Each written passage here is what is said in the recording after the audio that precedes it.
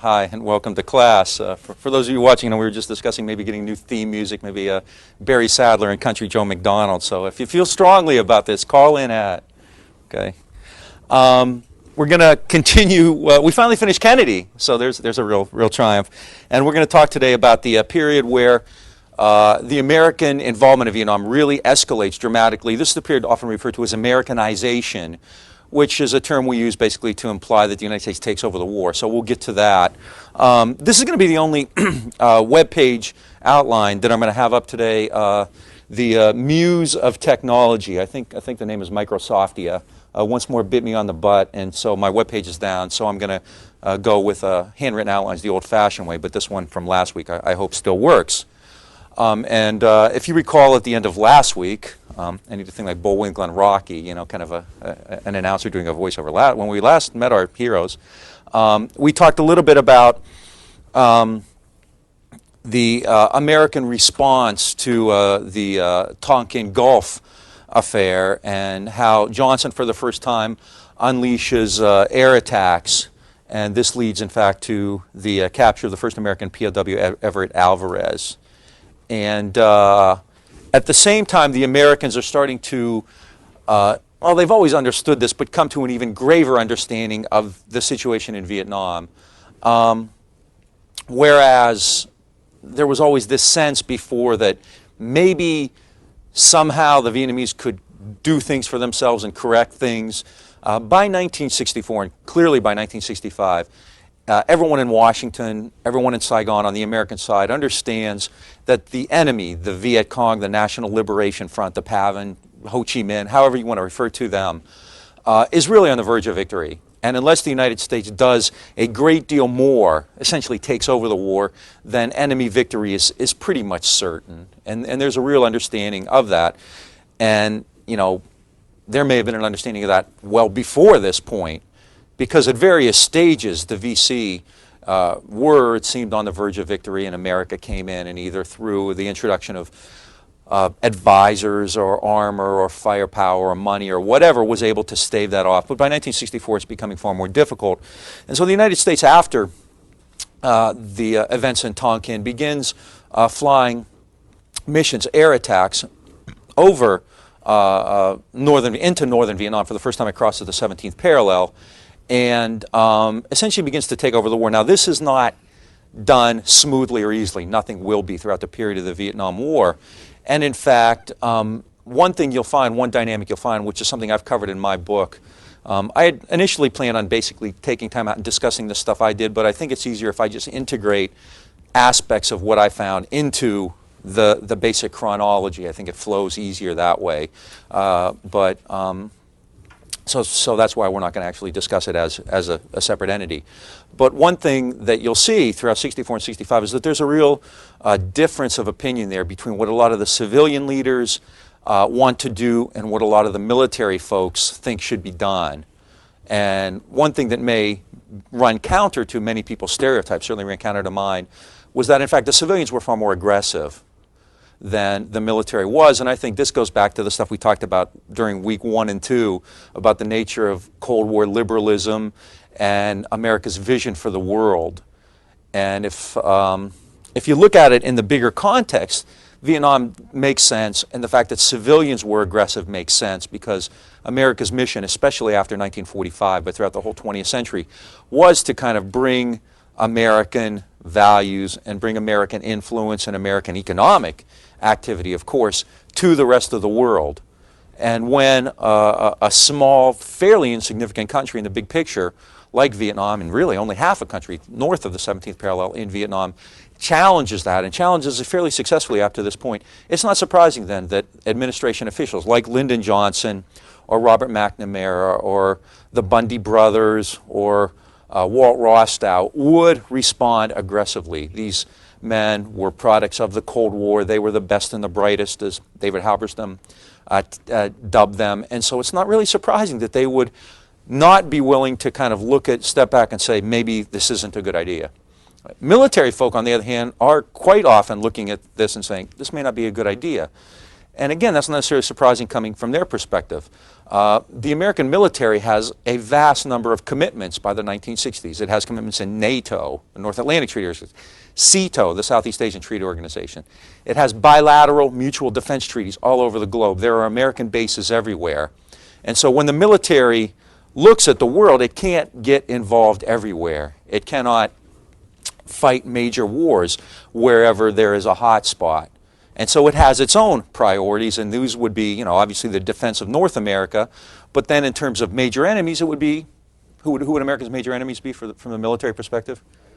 China and the Soviet Union, right? The Soviet Union, the People's Republic of China. And in fact, they quite often put together lists of military priorities, and Vietnam is pretty low. I mean, really only Latin America is lower than Vietnam, and in Latin America there's no threat. I mean, Latin America is essentially part of the U.S. for defense purposes.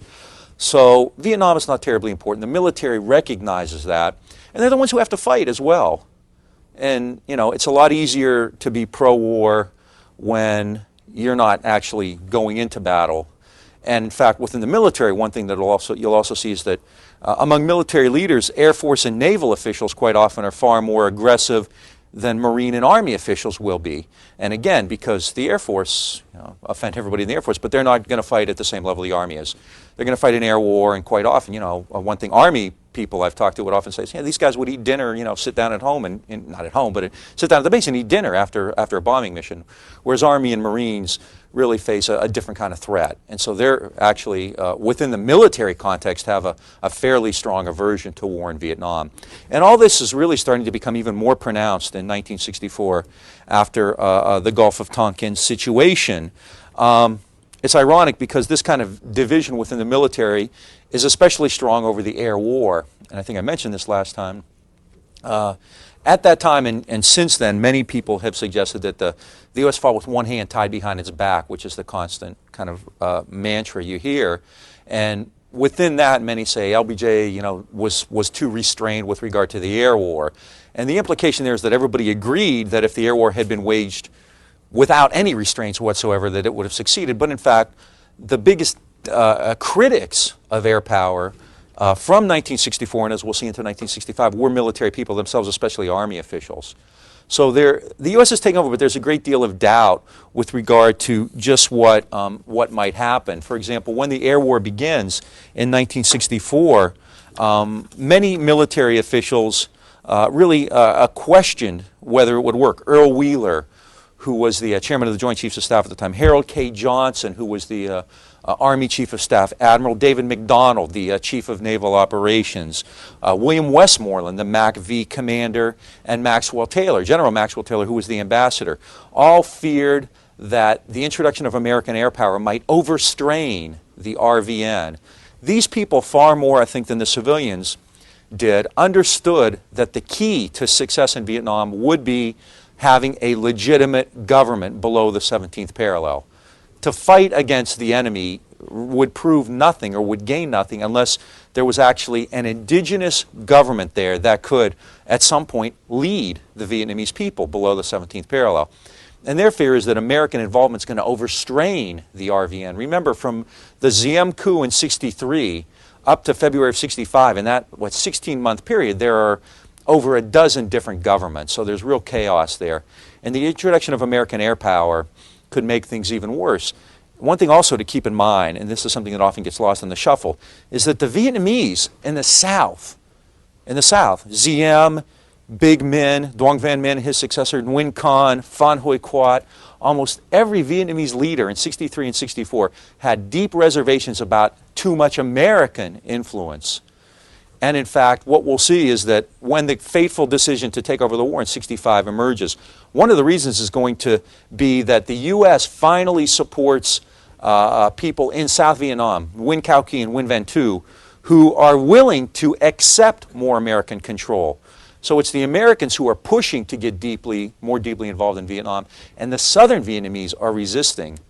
And in fact, you know, the kiss of death for a Southern Vietnamese leader is of what? It's going to be overtures to the other side for a reconciliation or for neutralism or whatever. So it's real, it gets kind of fuzzy at this point. It's not clear cut.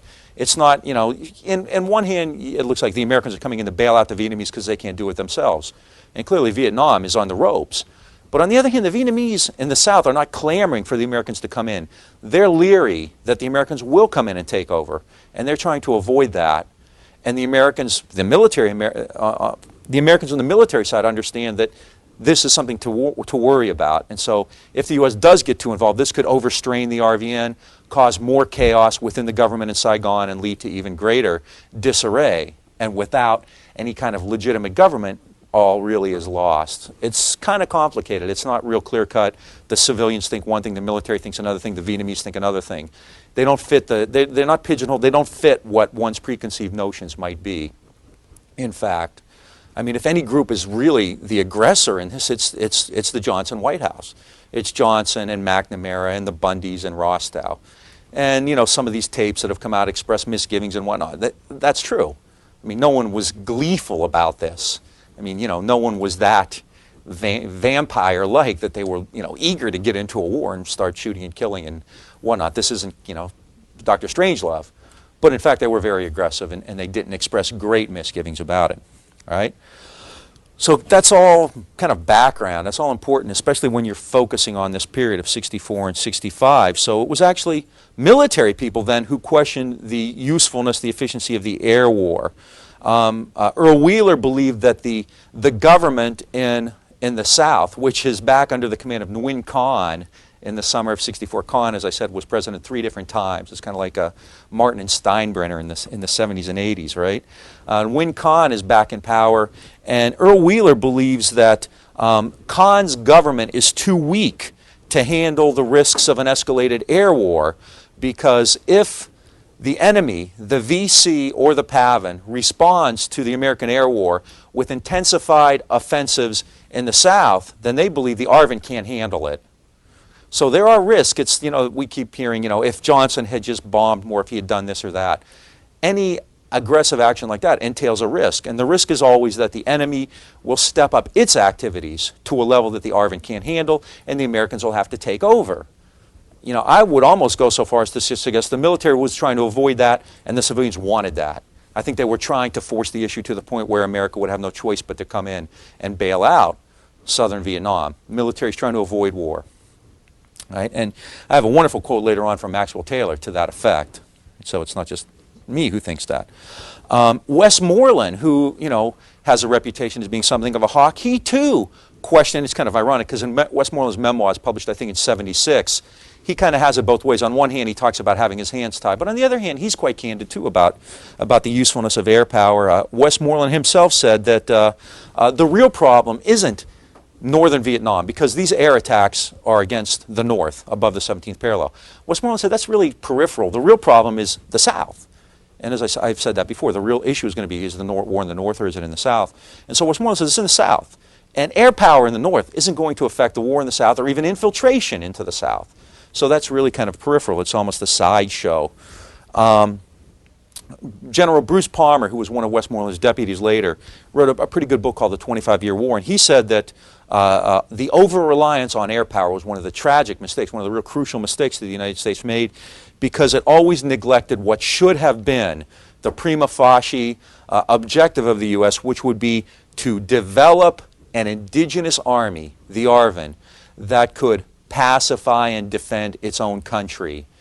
And by focusing on air power, by sending American combat troops in, by progressively taking on responsibilities, the U.S. never forced the southern Vietnamese to develop their own army, their own institutions. And so they remained a dependent throughout this entire war. And without a government in the South, there was no way the U.S. could have succeeded. You can talk strategy and tactics all you want. They could have done this, they could have done that. It's essentially whistling past the graveyard or spitting in the wind, because without a government below the 17th parallel, nothing was going to work.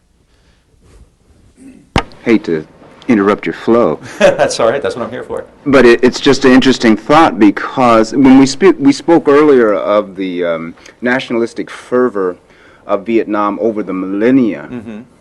and that the thought that just came to mind was that not only was a strong central government needed in South Vietnam, but that strong central government would have to have created a strong sense of nationhood, that is, something to fight for in the South, and we, as the United States, kept perceiving this thing called North and South Vietnam, when in reality there was no North and South Vietnam culturally or emotionally for the people.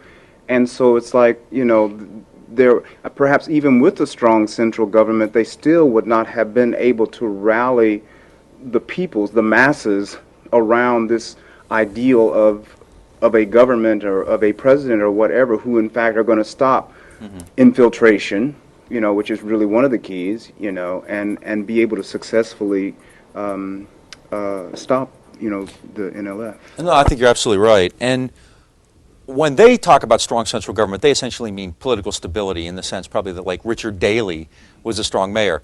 I mean, when I talk about strong central government, I mean precisely what you said, which was a government which had legitimate nationalist credentials. Now, the irony, of course, is this: we talked about Vietnamese nationalism. We generally say Ho Chi Minh, you know, is the symbol of Vietnamese nationalism, right? In fact, I mean, the ARVN generals and the RVN leaders who the Americans were there with, I think, really did express their own national sentiment. And they didn't like the Americans all that much either. Clearly, they appreciated the fact that the Americans were there. They were writing checks. They were sending troops in. They were giving them equipment and whatnot. There was, you know, plenty of money to be had. But at the same time, there was this real fear, even among those folks, that the Americans would come in and try to take over their country. And there's real misgivings about that at virtually every level of Vietnamese society. And that's why you have 18 governments in 12 months, or whatever the numbers are. Because plenty of those people who the U.S. basically says, oh, there are boys, all right? This is LBJ. I mean, he probably said that, there are boys, you know? And, oh, it's like you said of ZM. Shit, man, he's the only boy we got down there, okay? I mean, LBJ still thinks that. And they're not doing what he wants them to do. I mean, Richard Daley would never stand up to LBJ. Sam Yorty wouldn't, would he? No, so this is what LBJ expects, that these people are going to be so grateful that he came to their aid that they're going to do whatever he wants. And in fact, Duong Van Minh and Nguyen Con and Phan Huy Quat are saying, yeah, we appreciate that, but we also want peace. So we're going to talk to the NLF. Maybe we can have a government of reconciliation or a neutral solution or something like that. And it's the Americans who are afraid of that, because nationalism goes many different ways. There's not just one nationalism. Clearly, Ho expresses one kind of nationalism, the Viet Minh, the Viet Cong, the National Liberation Front. But so too did Nguyen Con and Dong Van Minh and Phan Huy Quat. And No Dinh Diem, you know, and No Dinh New, for that matter. So, you know, it's not a misnomer to suggest that all of them in some way or other had nationalist credentials. And the Americans have real trouble with that. I mean, nationalism scares them, even when it's good nationalism. In Latin America, there are wonderful examples where actually right-wingers would use their own versions of nationalism and populism to turn against the U.S. Perón is a good example, who was all over the place. But I mean, nationalism doesn't have to mean socialism or communism, and the U.S. doesn't understand that. So, I mean, when Duong Van Minh says we want a government of reconciliation, or Nguyen Con says that, as far as the U.S. is concerned, he's really not much better than Ho Chi Minh. You know, they'll use him, they'll bring him back into power, but this guy is someone we have to be suspicious about. And so, you know, when especially like when Army leaders look at the air war, they say this is a diversion. I mean, many of them are going to see stuff like that as dangerous diversions, because their overall goal, they believe, has to be developing a society, you know. There's no South Vietnam. The U.S. had to invent it. I mean, there was nothing there. It had to create a country. And the Americans did it more than the Vietnamese did. You know, they actually physically had to create a country, bring in supplies and technology and communications and air conditioning and beer. And then they had to kind of deal with it. I mean, this unleashes all kinds of social forces in the South. Prostitution and drugs and the black market that had been there. I mean, obviously it wasn't nirvana. There were problems there, but it unleashes them on such a massive scale. And the U.S. isn't really prepared for any of that. So it never really understood the implications of what it was doing. And I mean, it may seem like a long leap to go from limited airstrikes above the 17th parallel to social chaos, but that's actually what happens. Because once you basically give the Vietnamese, either explicitly or covertly, the idea, or implicitly, the idea that you're going to make sure that they don't lose, either by air power or combat troops or whatever, then their incentive, clearly, and their own sense of a stake in this is not going to be as strong as it would be otherwise. And that makes perfect sense. So when the Vietnamese, you know, 20 years later say the Americans set us up, they betrayed us, you can see why. I mean, the U.S. essentially went in there to create a country and then let it go. So I think Bruce Palmer really kind of touches on something that's critical. Questions of strategy and tactics are secondary to the idea that America's goal should have been to develop a government and an army in the South that could have taken care of its own country. Victor Krulak, the Marines Pacific commander, I can't remember it's a terrible acronym. Basically, Krulak later wrote a letter, 1967 or so, to the Navy Secretary Robert Baldwin. And he said, basically, it's time that we admit that South Vietnam is not and never has been a country. And this is damning. I mean, to me, that little statement there is as damning an indictment of the entire war as you'll find. We have to admit that this is not a country we're defending. It's just this mishmash of factions and generals and Buddhists and the government, and everybody's at each other's throats, right? So, yeah, first. Now, in the South, was it ever the desire for them to have?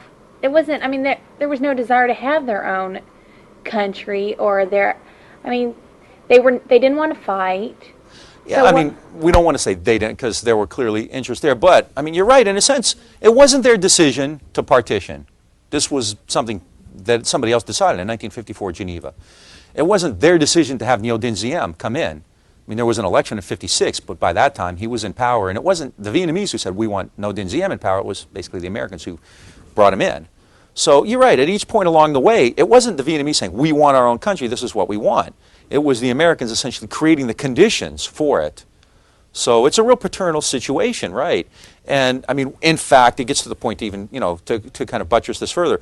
At those points when the Vietnamese tried to make peace, as when New makes overtures or when Duong Van Minh and Nguyen Con does, it's the Americans who scuttle that, right? It's not Ho Chi Minh overthrowing the government every other week in South Vietnam. It's the Vietnamese, it's the Southern Vietnamese themselves. So you're right, in a sense, I mean, I don't want to give America too much power in this because it clearly has plenty of willing allies in the South, just like the French had collaborators.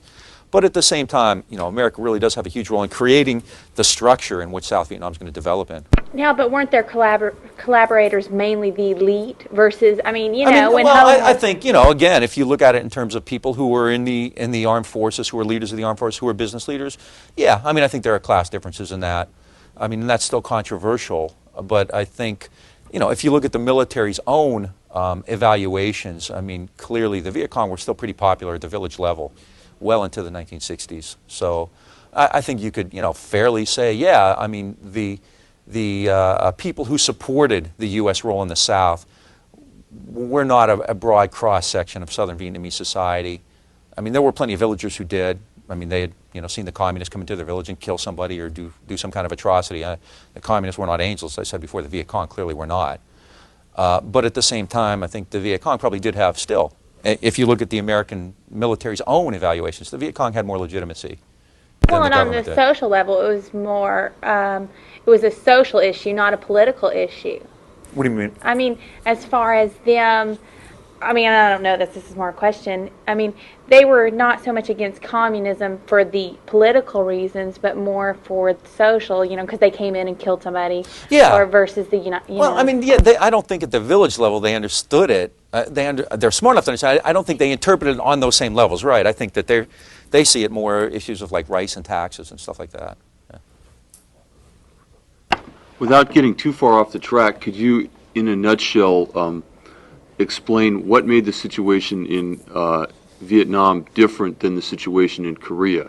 Because if something might have given U.S. policymakers a reason to believe that this strategy might work, the experience in Korea probably would have been the most direct, previous situation. Yeah, and I mean, that's Harry Summers' line as well, and Summers is a veteran of Korea, and he kind of was trying to take the Korean situation and impose it on Vietnam. I think, first of all, I don't see Korea as a victory. I mean, Summers basically sees it as a victory. The war ended the same way it started, with division at the 38th parallel. The political conditions, I think, were different. Although Kim Il-sung, the northern leader, did have some support in the South, not nearly the level. I mean, I think Korea was divided far more than Vietnam was. The actual battlefield in Korea was different. I mean, there were guerrilla activities, but the war itself tended to be more conventional, especially in the early stages when, the North attacks and then in June, and by September, it has all but the Pusan perimeter, right? And then MacArthur counterattacks at Incheon, and pretty soon the UN forces are up there by the Yalu. So it's fairly conventional, fairly traditional, we're kind of racing back and forth. So militarily, I think both politically and militarily, they're much different. Politically, Kim Il-sung is not Ho Chi Minh. I mean, Ho has a different level of credibility, although Kim Il-sung in Korea, I don't want to go give you a history of the Korean War, but I mean, Kim Il-sung is, he was much a Stalinist, very much a Stalinist, but at the same time, he actually did have credibility because he had fought against the Japanese. I mean, while Syngman Rhee was basically collecting checks, it was Kim Il-sung who was fighting in the resistance to the Japanese, just like Ho Chi Minh was. But I think Ho was far more credible as a national leader, a unifying force than Kim Il-sung would be. And militarily, I mean, the theater in Korea was quite different. The stakes were different too. I mean, Korea's 1950. That's the Cold War is still boom. I mean, everyone's, this is a very critical point. And but one thing, of course, to kind of go the other way that's quite similar is that in both cases the military didn't want any part of it, and the U.S. military, didn't really want to get involved in Korea any more than they did in Vietnam. But the other strange thing about that is I never saw in my own work. Well, I said this before. The U.S. never said, "Look at what happened to France." A couple times you'd see that, but by and large, the French experience was irrelevant. And the Korean experience wasn't terribly relevant either. I mean, you never really see, well, we did this in Korea, we can do it here.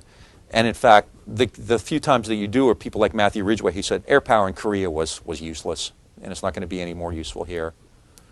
So it's kind of funny. The military has a tremendous sense of history, which I appreciate as a historian. But at the same time, I get the sense sometimes that they do it, I don't know why, because they don't really listen to it. I mean, they could have said, well, this is what happened to the French.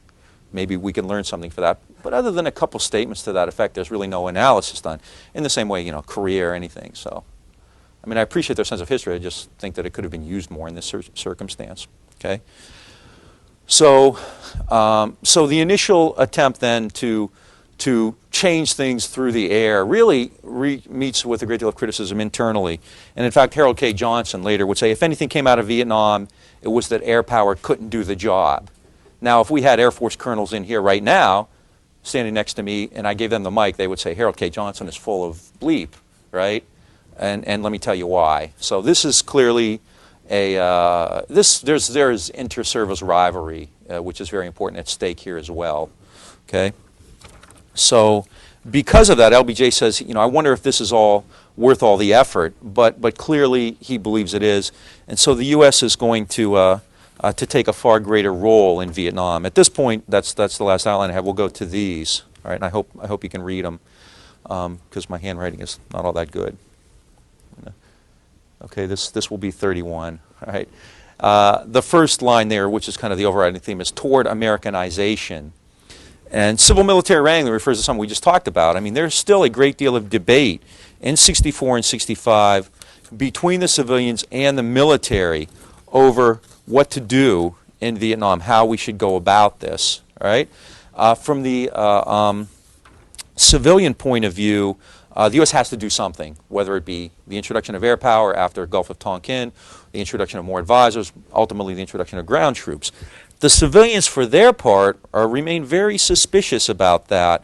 For example, in late 1964, the Army does a study and finds that less than half of the provinces in the South had made any progress at all in pacification. Now, if pacification is supposed to be the most important thing, and less than half the southern provinces have made any noticeable progress at all, you have a problem. In addition to that, they found that only about 20% of the villagers were willing to provide RVN officials with any information about the VC, right? So, pacification is at a standstill, and the southern villagers aren't even willing to talk about the Viet Cong. Now, maybe it's because they're afraid of the Viet Cong reprisal. Maybe it's because they like the Viet Cong. Either way, it's a problem, right?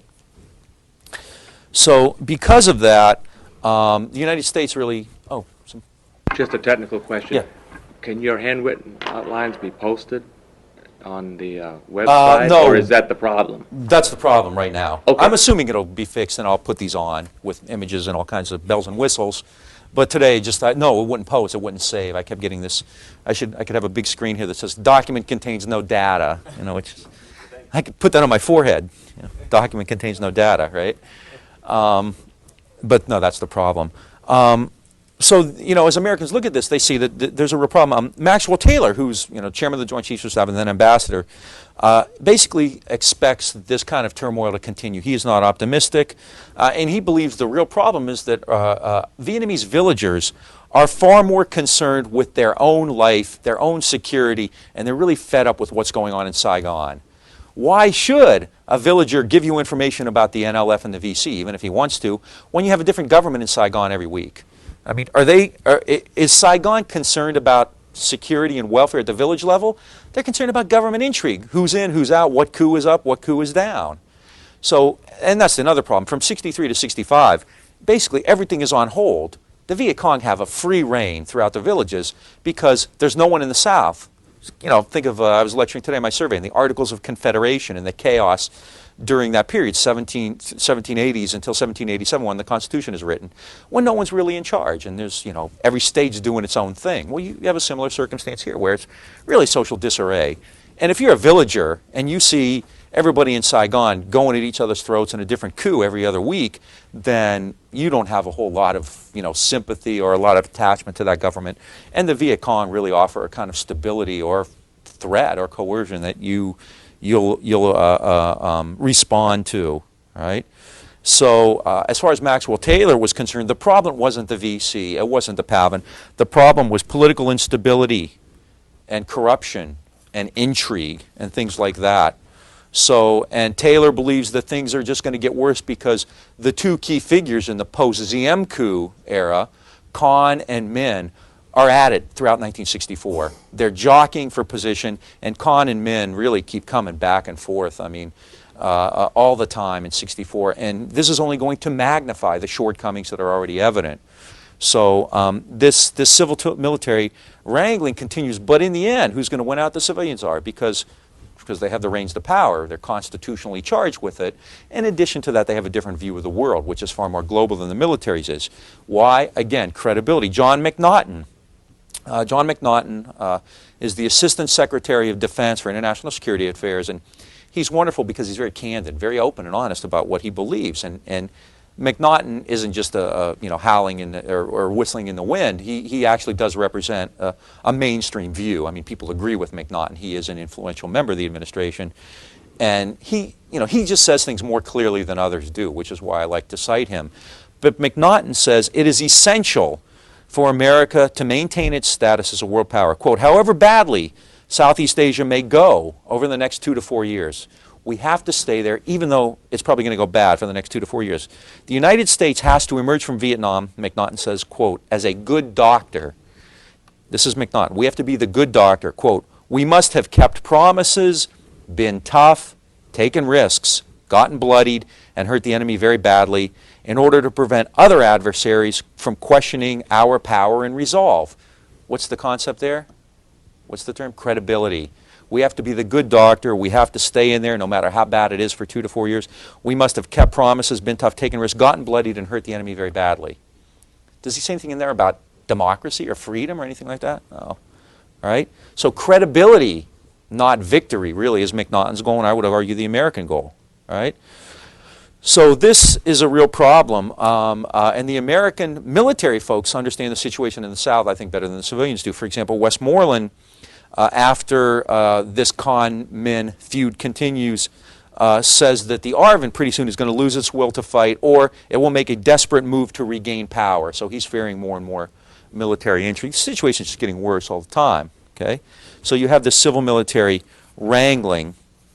It kind of, again, in a very candid memo, Jacques Valenti, who was LBJ's aide and who is now the head of the Motion Picture Association, writes to LBJ in November of '64, and he says, before you make any final decisions, you better get the military in your corner, because he's afraid of, like, I've mentioned the MacArthur hearings before, when MacArthur comes back from Korea after Truman fires him, and there are these hearings, and MacArthur comes out of it as a folk hero, and Truman really looks like the heavy. And Valenti says to Johnson, you know, that could happen again.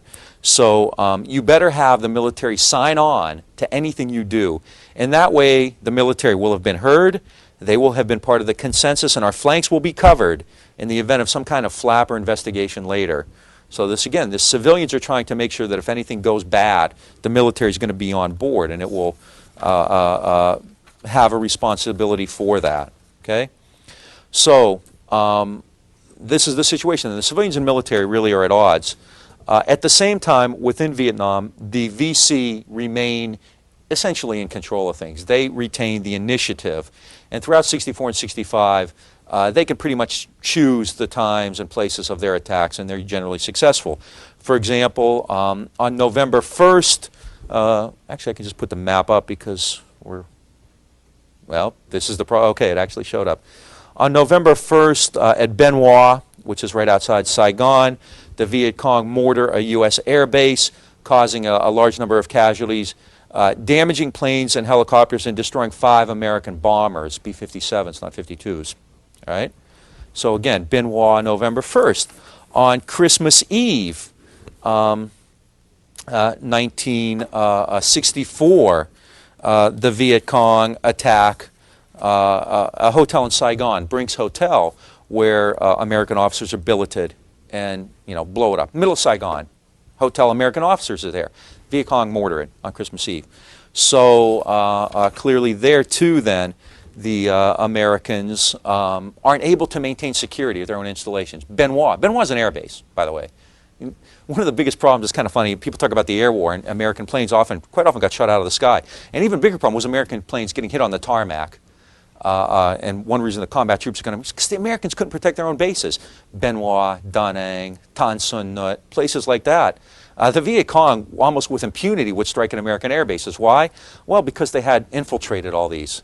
I mean, quite often, these air bases would employ day laborers, Vietnamese, who would come in and work, cleaning up, restocking the candy machines, cleaning the bathrooms, whatever. You need people to work, right?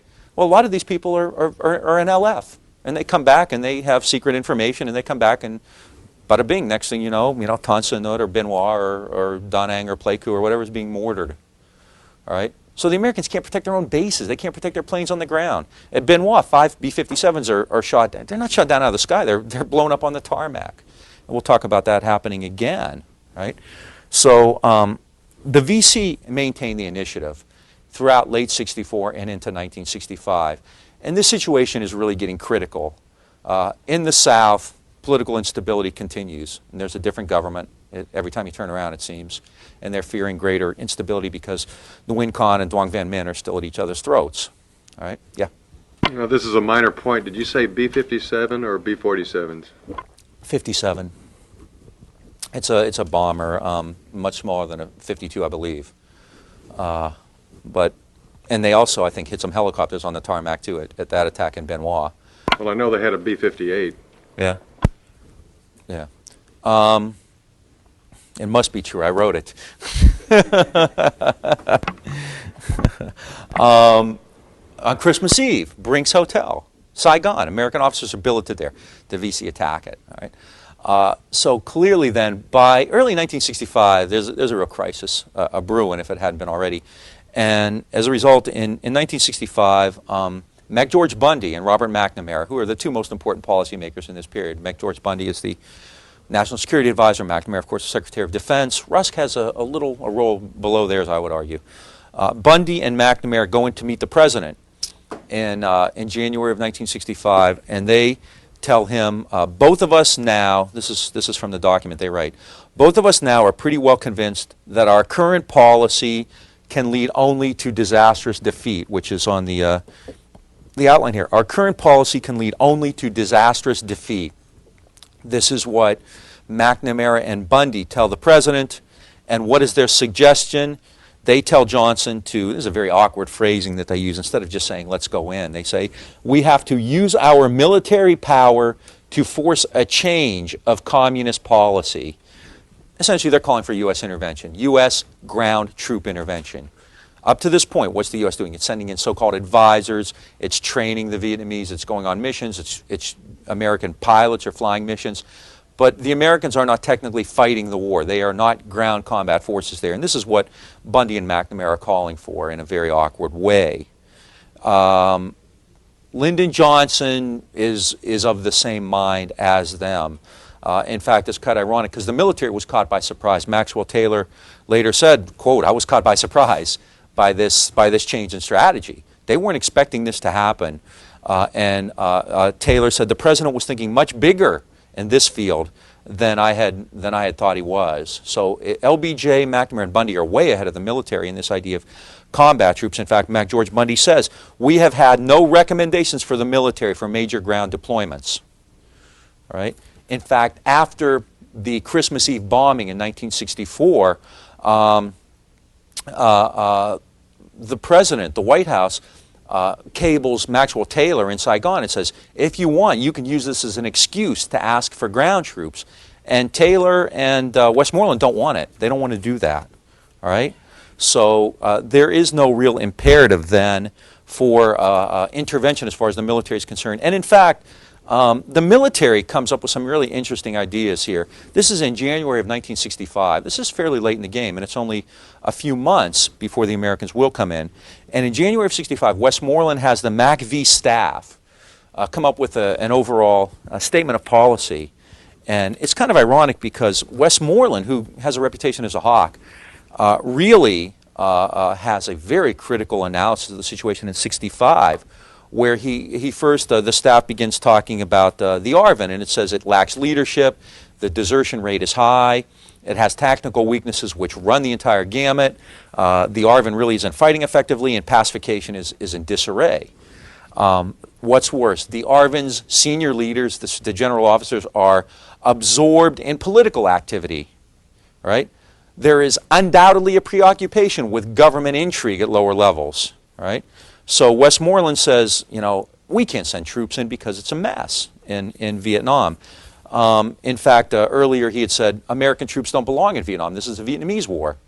In January of 65, he goes on in even greater detail and basically looks at the various options, sets up, you know, we could do this, this, this, and this. His conclusion is that the advisory system that's currently in place is terribly flawed, and it's America's best bet, despite that, despite the fact that it was flawed. He said, we've already spent a great deal of time trying to develop the ARVN, quote, this is Westmoreland and his staff talking, if that effort to develop the ARVN, if that effort has not succeeded, there's even less reason to think that U.S. combat forces would have the desired effect. I realize I'm spending a lot of time on this, but I think this is really telling. 10 weeks before American ground troops come ashore, the commander of American forces and the ambassador are both coming to the same conclusion. American ground forces will not help. They shouldn't be introduced. So this is Westmoreland, who's hardly a dove. Westmoreland is not a peacenik. He's not a hippie, right? Westmoreland and his staff say, the Vietnamese, if we intervene, the Vietnamese will either let us take over the war, and they'll sit back and do less and less as we do more and more, or they will actively turn against us. He was right on both counts. He's right on both counts. So what is their conclusion? The involvement of American ground troops in Vietnam, quote, would at best, buy time, but would lead to ever-increasing commitments until, like the French, we would be occupying an essentially hostile foreign country. All right? That's fairly, I mean, that's really incredible when you think about it. This is William Westmoreland in January of 1965 saying, if we send ground combat forces in, it will lead to a situation in which we are, quote, occupying an essentially hostile foreign country. All right? You know, actually, I could have put these on a computer and printed them out, but, you know, it's more fun trying to figure out what I'm saying, isn't it? So they would be occupying an essentially hostile foreign country. That's fairly damning, all right? I mean, this is just weeks. Do you have a question? Oh, I thought somebody had a question over there. This is just weeks before that. Maxwell Taylor agrees with Westmoreland, and in fact, Taylor, yeah. I just wanted to ask you that the last quote you read from Westmoreland and his staff, what kind of distribution did this document receive? Was the White House was it saw it. handed out pretty widely? Or? The White House saw it, yeah, absolutely. It was a memo from McNamara, I believe. I could check my footnotes on that, but it was, oh yeah, it was widely distributed to everybody who was in the loop, absolutely. I mean, the White House was aware of it. The White House was under no preconception that the military was on the same page as them. Everybody knew that they were dragging their feet. They were quite upset about it, actually. They had some real issues with the military for going slowly. Yeah. But picking up on James' question, the circulation at that time was within the loop of people. When was it first discovered after the fact? Was it in the Pentagon Papers or on your research? That This particular Westmoreland document? yeah. I never saw it before I found it at the LBJ library. That doesn't mean that I'm probably lucky. It probably had just been declassified when I got up there or something like that. I'd never seen it cited before. I mean, it's kind of one of those things where you read it and it just changes everything. It's like, whoa. Because up to that point, I thought Westmoreland was Strangelove, you know? It wasn't in Westmoreland's book. No, it wasn't. And that's kind of ironic. Well, I could go off on a riff about that, which I often do, but I'll try to make it short. One thing that surprises me is that after the war ended, the basic military line was they didn't let us fight. They had our hands tied behind our back.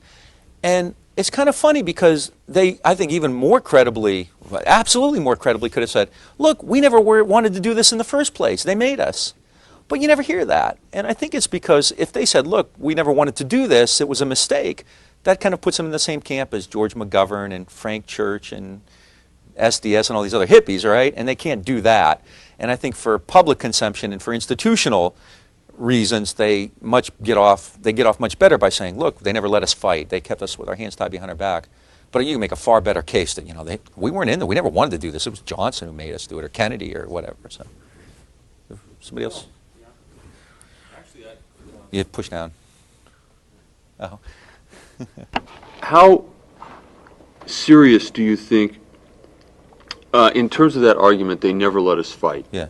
How realistic was it? People were concerned that an invasion of North Vietnam would lead to escalation of the war, bring China, and possibly eventually lead to a nuclear showdown.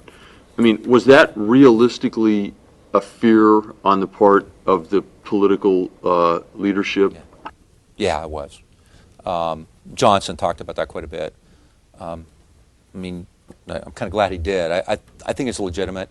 I mean, I don't think you can dismiss that by saying, oh, that would have never happened. And that's a serious concern. A lot of people are talking about that, yeah. I don't know if it would have or not, but China had 100,000 advisors in northern Vietnam, and logistical and engineering and stuff like that. Not people fighting, but there were 100,000 Chinese troops in northern Vietnam. So it would have been like Korea in that sense. You would have had direct involvement between American and Chinese forces. This is during the Cultural Revolution. China's not terribly stable to begin with. Is it worth the risk? Is Vietnam worth the risk of a war against the Chinese or an all-out Asian war or nuclear exchange?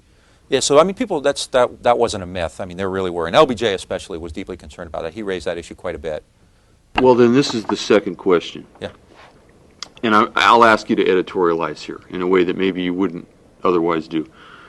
When you're getting, well, you probably would, but when you're getting advice from your military, like what they were getting in these memos that the public never saw, but that were circulated, and at the same time you have this situation where you don't want to risk more than it's worth. Mm-hmm.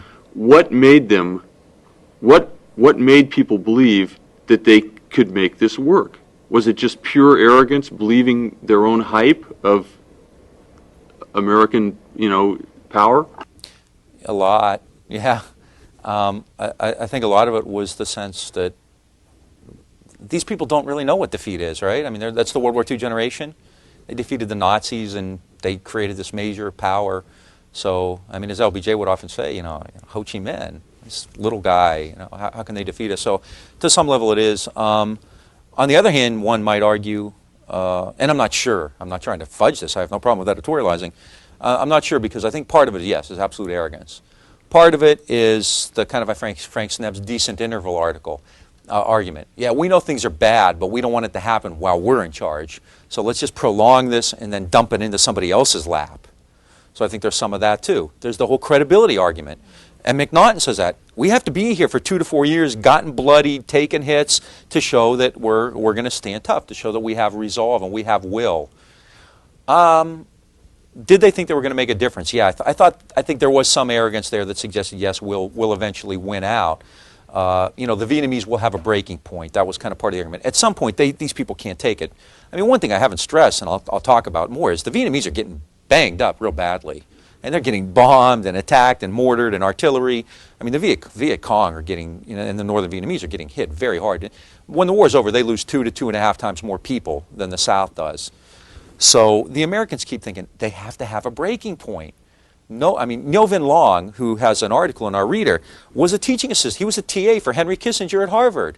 And Kissinger, that was Kissinger's basic argument. This is before Kissinger became, you know, National Security Advisor or Secretary of State. He was still at Harvard, but he was, you know, kind of running errands for Rockefeller and for Johnson and for Nixon and everybody else. He was kind of a madman for hire, I guess. Kissinger would tell Ngo Vinh Long, look, they have a breaking point. They cannot withstand what we're doing to them. And Ngo Vinh Long is sitting there trying to tell them, we've been withstanding this for 2,000 years. This is not going to break us. And Kissinger wouldn't listen. So a lot of it is that arrogance. Yeah, these people are going to have a breaking point, right? So I think a good deal of it is that. But another part of it is just that, you know, we don't want to be blamed for it. This is not going well. It probably won't. Let's hope somebody else gets the blame for it. And we have to stay in it anyway because our credibility is at stake. So I think it's a combination of those things. Was there legitimate blue sky optimism? I didn't see it. I don't see it. I don't think even Walt Rostow, you know, there's a funny story, John Paul Vann, this is later in like 67, but John Paul Vann and Rostow are talking, and Rostow says something like, you know, do you think the war can last another 6 months? Meaning, you know, we have them on the run, we're going to win. And Vann says, oh, hell no, Mr. Rostow, we can hold out a lot longer than that. So, but even Rostow, I think, you know, deep down understood this is not going that well. Yeah. So, I mean, the public statements, you know, light at the end of the tunnel, which we'll talk about later, and we've turned the corner and all that. I mean, you know, they used to call the military briefings the 5 o'clock follies, because they'd come up there at 5 o'clock every day and some MACV press officer would stand up talking about, we did this operation, and we killed so many enemies, and we did this and that. And everybody knew it was a joke. And then, you know, off the record, all these people would say, we're up to it up to here, you know, we can't do anything. So I think it's all those things. I think it's arrogance. I think it's, you know, deferring, you know, a decent interval before we lose. And part of it also is credibility. Yeah. So, and Taylor, I mean, you know, in 1965, early 65, just 10 weeks before ground combat troops come in, you have Westmoreland saying, you know, we will be occupying an essentially hostile foreign country. Maxwell Taylor, looking at the government intrigue because there's another coup coming up in January of 65, says it's time for the Americans to do some, quote, hard soul searching, decide whether we can tolerate another coup, get rid of Khan, or accept the consequences. And what does Taylor say? Some of the consequences are, quote, which might entail ultimate withdrawal. I've seen very few cases where any government official actually used that term, withdrawal. Taylor was one of them. On a couple occasions, he said, maybe we should just get out of here. This is the guy, he was ambassador at the time, but he's Army Chief of Staff, Chairman of the Joint Chiefs of Staff, who was really frustrated and fed up. And again, does Taylor go with this? Not really. I mean, Taylor basically, you know, he's kind of a Greek tragic figure. He expresses all these, what's the Cassandra? I don't know what the character in Greek mythology is, but, you know, he expresses all these deep misgivings and doubt and everything, but then he just goes on. He's not like Ridgway at Dien Bien Phu, who just basically, you know, put his fist down and said, we're not going to do this. Taylor never does that. Would it have made a difference? Who knows? Probably not, but never tried. So Taylor thinks that the U.S. has incredibly stark choices, and the biggest mistake it could make would be to fight a ground war in Vietnam. In fact, there's another coup. Nguyen Khan comes back in late January 65, and Taylor says we shouldn't even recognize Nguyen Khan's government. In fact, the U.S. has to be prepared to reduce the advisory effort to simple policy guidance. We should just be giving them suggestions anymore, or disengage and let the South Vietnamese stand alone. This is Taylor saying, let's maybe just get out or withdraw or whatever. All right, what does Taylor say? The U.S. is on a losing track and must change course or suffer defeat, early or late, as one chooses to interpret the known facts. Right? This is Maxwell Taylor, just like William Westmoreland in January of 65. Terribly bleak, terribly pessimistic. But what does George Bundy say after he reads these? Bundy had talked to Taylor and Westmoreland. He was aware of it. He says, yeah, the consequences of both escalation and withdrawal are really bad, but we simply must find a way of making our present policy work. That kind of responds to the question you just asked me. And I think that speaks to credibility. You know, we're up the creek. We're in between Scylla and Charybdis, right? Escalation means we have this wider war, which is going to be a disaster. Withdrawal means we look like whatevers, we're pansies. It's kind of this macho aspect to it as well. So we have to make this work. And at LBJ at one point during a conversation with Fulbright says something almost the exact same thing. He says, all I know how to do is to do more of the same. So it's like, if you have a headache and you take a couple aspirin and they don't work, you take 2 more and 2 more and 2 more. It's the American way of doing things, right? If this doesn't work, you do more of it, right? Instead of changing directions. And this is essentially what's happening. So with these attitudes and with this military reluctance and civilian aggression, it's almost inevitable then that something's going to pop, and it does. In 65, you start to see a real fast succession. All right? The first one occurs in February of 65 at a place called Pleiku. Pleikus are like streetcars. I have that up there for a reason, which I'll mention in a minute. Pleiku is right here. Maybe you can see this. In the Central Highlands, 100 miles from Cambodia? About 35. That close, okay. Oh, that's right. I forget. Vietnam is terribly thin across the Central Highlands. I don't know what the scale on this map is. So it's very close to the Cambodian border. It's in the Central Highlands, not populated much at all. Very light population. Strategically an area that's not terribly important, although I think the real concern there was Pavan, right? Yeah, it will be because of Yadrong. There's an American barracks, an army barracks at Pleiku. Right? In February of 1965, I had photos of this actually until things went awry. In February of 1965, George Bundy visits Pleiku, and he's met at the airport by Westmoreland and Taylor, and he's going to go to Pleiku and talk to Westmoreland and Taylor to find out what's going on. He wants to get to the bottom of this thing. Okay, so this is the National Security Advisor. This is a pretty big mucky muck, right? And he's at Pleiku. Now, one would think that the National Security Advisor would be protected. Well, the Viet Cong decide that since McGeorge Bundy's there, they're going to send a message. You're not safe anywhere. So while Bundy is at Pleiku, the VC mortar an army barracks there. They kill 9 and wound 109 Americans, and they destroy 22 aircraft. Right? And again, they'd had infiltrators. So while Bundy, they can't even protect the base while the National Security Advisor is there. So this is really a great source of agony for the Americans. I mean, my God, this really looks bad, doesn't it? You can't even defend a base where your own National Security Advisor is staying in the VC attack, and it's just really horrific. In fact, since I don't have the web page, I have some artist renditions. I had like a court reporter. So here's an artist rendition of the attack at Pleiku. All right. This is the same person who did the O.J. Simpson trial court. Does the person who did them want to be acknowledged for it, or just keep your head low? It was actually James, who not only will grade your test, but also does all the artist rendition. So this is an artist rendition of the attack at Pleiku. You can see they're blowing up an airplane here, and there's the guard who is utter. Yes, exactly. This is an exact rendition, a historical facsimile, as they used to say in Birth of a Nation, right? That's an airplane getting blown up, right? So since we don't have images, I didn't want to go totally cold turkey today. So I did go to great measures to pay somebody to do this, right? All right. What's that? That pay part, we'll talk about that, yeah. All right. So after the attack on Pleiku, what do the Americans do? Well, this becomes the basis for Operation Rolling Thunder. Rolling Thunder is an American air campaign.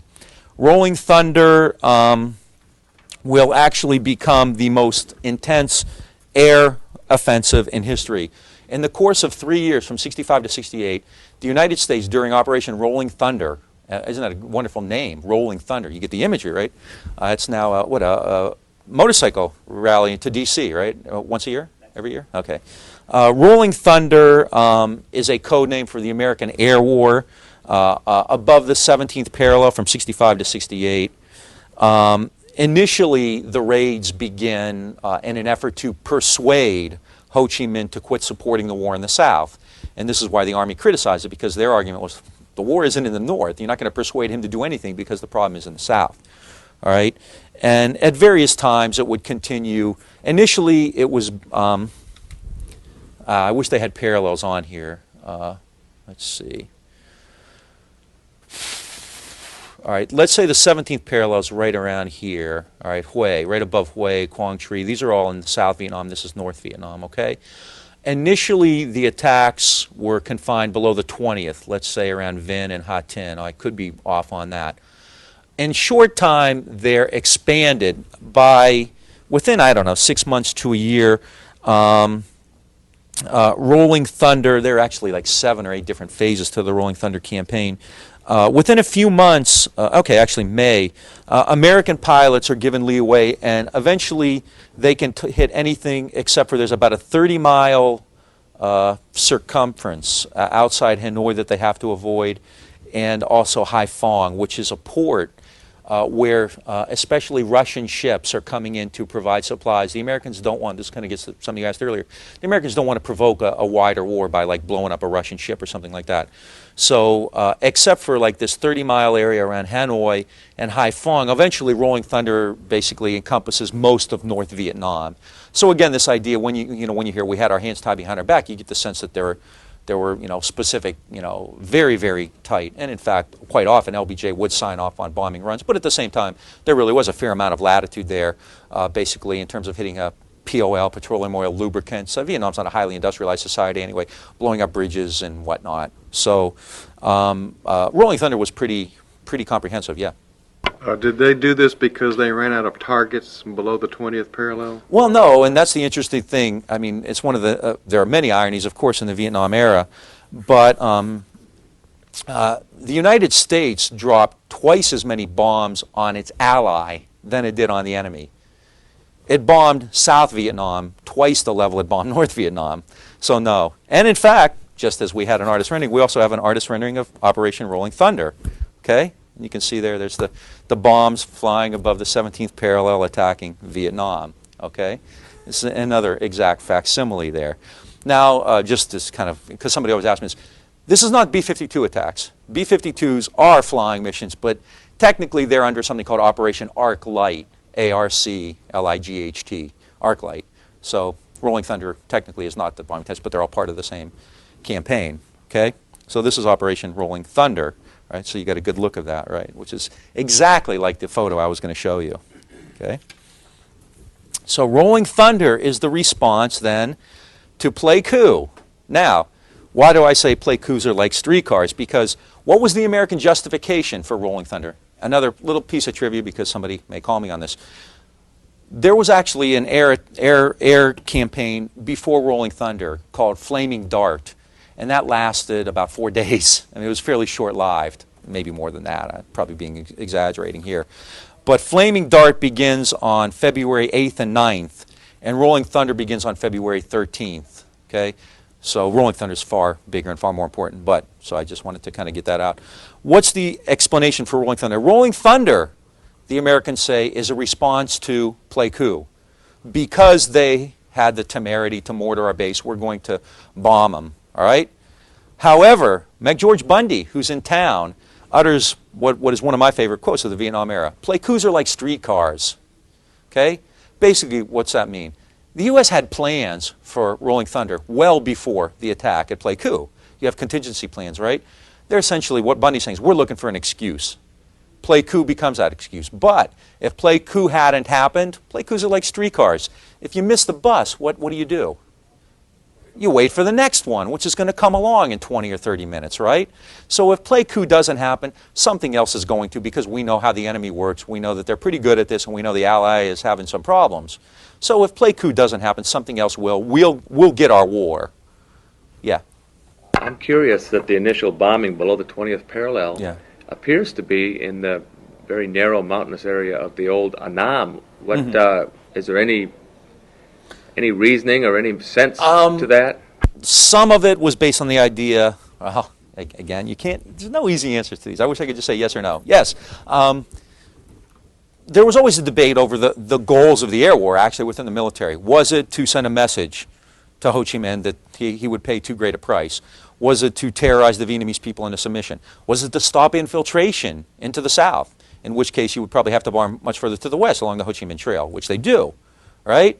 And we'll talk, I mean, at the same time this is going on, the U.S. is bombing Laos, and I will get to that separately just because it's easier that way. But what's the goal here? It's to send a message. I think it's the primary goal. Some of it's to stem infiltration, but principally you hear them talking about sending a message to Ho Chi Minh. All right, And remember, what does LBJ say? I'm going to go up Ho's pecker 1 inch at a time. Now I got Ho's pecker in my pocket. So this is kind of sending a signal to Ho Chi Minh. If you don't play ball, you're going to get more of this, all right? But there would always be a huge debate in American circles over what the damn goal of the air war was. So, I mean, it was really, difficult, complicated from the beginning. Yeah. So the Annam is literally going up the pecker 1 inch. Yeah, because you start here in Annam, right, and then pretty soon, there you go, except for that 30-mile radius. And so LBJ was probably doing that as a It was called, picture, it was called graduated escalation. I mean, I'm giving you an incredibly detailed history of Vietnam. I know that, and I see some value in that. But the actual phrase they used was graduated escalation. Now, this was a debate. I mean, Maxwell Taylor and others kind of like this. People like Curtis LeMay basically wanted to hit everything. As LeMay, well, this was earlier, once said, we got to quit swatting flies off the shit pile. That's what he considered. He said, we got to go for everything, all right? So there's a real debate in American circles. Do we gradually escalate this until it gets to the point where Ho Chi Minh is afraid what we might do and finally backs off, or do we just go all at once? LBJ thought that too much at one time would be provocative, might create a wider war. I'm terribly critical of LBJ, but on this count, I think that was a legitimate concern. All right? And there were other military people. Maxwell Taylor believed the same thing. He believed in graduated escalation, a little bit at a time. And Bundy did too, Rusk. If the Vietnamese, if Ho Chi Minh doesn't respond, then we up the ante. We keep turning the screws on him tighter and tighter, and we get closer and closer and closer to stuff that really is going to make a difference to him. We'll stay away from Hanoi and Haiphong because those are red flags. We hit Hanoi, we hit Haiphong, then we're guaranteeing big problems. So we're going to stay away from that. But otherwise, and this is why, you mentioned that in an email, when Nixon comes into power, he doesn't have the same problems. He doesn't have the same fears because he's doing détente and ping-pong diplomacy and all that. So he basically takes care of that first, and then he's free in '72, especially during the Christmas bombings, to essentially hit anything he wants because he knows China and Vietnam aren't going to come in at that point because they don't really care about Vietnam. They're more concerned about their own détente situation. But LBJ doesn't have that same kind of political leverage or political flexibility. So this is, going up 1 inch at a time. The area, I mean, Annam, like you said, it's very strategically, this area is not terribly important, but you keep moving up from the 20th parallel to the point where, except for these areas. In addition, you don't want to go too far. I mean, a couple times the U.S. actually violated Chinese airspace, and nothing came of it, but I've seen the memos, and there was a great deal of concern about that, or alarm. And in fact, they moved to the next level of preparedness and whatnot, and they were deeply afraid of, accidentally dropping a bomb along, that would land on the wrong side of the border or something like that. This is, remember, when MacArthur went too far, China sends troops in via the Yalu. I mean, MacArthur was actually bombing forces across the Yalu River, so they don't want to do that again. And Johnson very frequently talks about Korea and Chinese and whatnot. During the Korean War, the Chinese who intervened were called volunteers. So Johnson would often say, what do we do if volunteers come in? Meaning, what do we do if the Chinese come in? We can't provoke them. Have to be careful because you could bomb their embassy or something. Well, yeah, we'll see. I mean, maybe they were using the same maps back last spring. That was the problem, right? They could have just downloaded them off Netscape, right?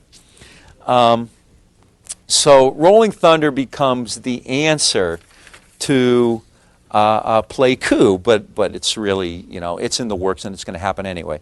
What's the impact of Rolling Thunder? Rolling Thunder doesn't have a great impact, and this is something that's open to huge debate, and you would find somebody who disagrees fully with that.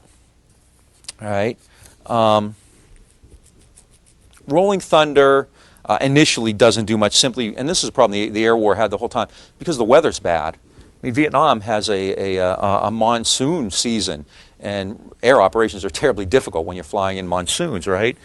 In addition to that, the North Vietnamese have a very, very capable anti-aircraft capability. They're very good at that. They have surface-to-air missiles, which they get from the Soviet Union. So the cost to Americans, I don't have absolute figures, I've been looking for them on that, is really quite huge.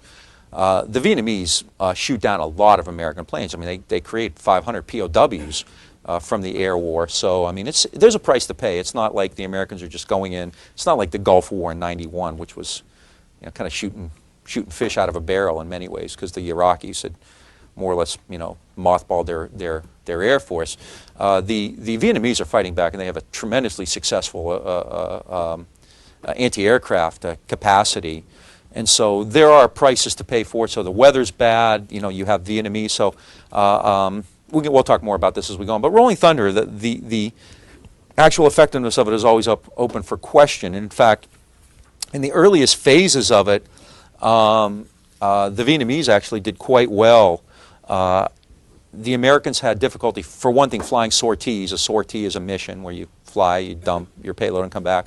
The Americans had trouble flying sorties because of the weather. And then of the first, 44 airstrikes, which include more than one plane going out, I'm not sure what the exact number of planes is, but of the first 44 strikes, the northern Vietnamese shot down 25 planes. So, I mean, there's a great deal of success there. It's not like, you know, we go out, we drop, we kill them, we come back. I mean, there's a risk involved. War has become so antiseptic, I think, in the last 10 years, both in the Gulf and in Kosovo, where the Americans lost virtually nobody, that, you know, you kind of lose a sense of the fact that these people are fighting. Vietnam is far more like the Battle of Britain or you know, the Blitz than it is, you know, anything we've seen since then. So there is a real risk, and so the actual usefulness of Rolling Thunder from a military standpoint really is open to question, despite what a lot of people would have you say. But in addition to that, politically, a lot of people don't see it making a difference. Westmoreland was never a huge advocate of the air war because he didn't know whether it would really, help things all that much. And in fact, he didn't see anything really changing in February and March of '65. In fact, the situation is getting worse. So the air war is not a panacea. And to be fair, no one really thought it would be. But it's getting worse. And so by February, late February of '65, Westmoreland and others, not even 2 months after saying, if we send in troops, we'll be occupying an essentially hostile foreign country. Not even 2 months after that, Westmoreland and others start to say, look, we're probably going to have to send in combat troops. And so in late February, Westmoreland requests a Marine BLT, Battalion Landing Team, with Mayo. Laughter? Okay. Requests the Marine BLT, a Battalion Landing Team, to Da Nang. Da Nang is, which we've shown before, right here. This is an American base on the coast. All right. What's the problem at Da Nang? Same problem at Benoit, Pleiku, Tan Son Nhut. Americans can't protect their own base at Da Nang. So Westmoreland requests the Marine Battalion Landing Team at Da Nang to essentially protect the American base. He also asks for more helicopters and things like that. Right? This is a distinct reversal in what Westmoreland had said, not even 2 months earlier. All right? Basically, the situation has gotten much worse, and he is not real optimistic that the Rolling Thunder is going to make a big difference. So he requests the Marine Battalion Landing Team to come in to Da Nang. All right? Why? Westmoreland says the Viet Cong's strength, armament, professionalism, and activity have increased to the point where we can ill afford any longer to withhold available military means from Vietnam. The situation has gotten so bad, unless we come in now, it's lost. It's that grave. And this is just a month after Bundy and McNamara say to Johnson, our policy can only lead to disastrous defeat. Why does Westmoreland want troops there? Does he want them to fight? No. He does not believe Americans should fight. He does not believe too many American troops should come in. He says that there are really only two areas where we can make a difference, air and surface sea power. So he's not really thinking that the combat troops are the difference. He believes that, continue fighting from the air. But he just said that wasn't going to work, didn't he? But at least you don't lose as many people that way. So this is the basic goal at the time, right? Westmoreland, though, adds a caveat, as Al Haig would say. He has a big qualifier at the end. He says, no matter what steps we take, quote, it is most important, this is real important, this is a good quote, I mean, it's worth listening to. Westmoreland, it is most important to avoid the impression by friends and enemies alike that the U.S. has taken over responsibility for the war from the Vietnamese. This is when Westmoreland asked for combat troops, it's worth repeating. It's most important to avoid the impression by friends and enemies alike that the U.S. has taken over responsibility for the war from the Vietnamese. As he said just a few months earlier, this is still the Vietnamese's war. This is William Westmoreland, the hawk, right? The war supporter. So even this late in the game, the Americans are still very wary of that, right? The Commander-in-Chief of the Pacific Forces, Admiral USG, Ulysses S. Grant, Sharp, was also concerned about American movements toward the ground troop in the ground troop area. Sharp, in fact, remember when we talked about pinning down the president, Sharp's still trying to do that. He says that we need a positive statement of national policy and specifically a command decision as to whether we will actively participate. They're going to send these troops over, but what do we do once we get there? We need LBJ to make a decision. So Westmoreland is saying, we don't want them to think we're taking over, and Sharp is saying, we need a decision, all right? Wheeler, after meeting with LBJ, says, we need to press forward, despite difficulties, to achieve the limited objectives set by the U.S. in Vietnam. However, Wheeler says, there's evident concern that we're not doing enough to achieve these objectives. So there's really ambivalence, real concern there. What are our objectives? Well, they're limited. What are they? Well, we're not really sure, but they're limited. We need to protect our bases, all right?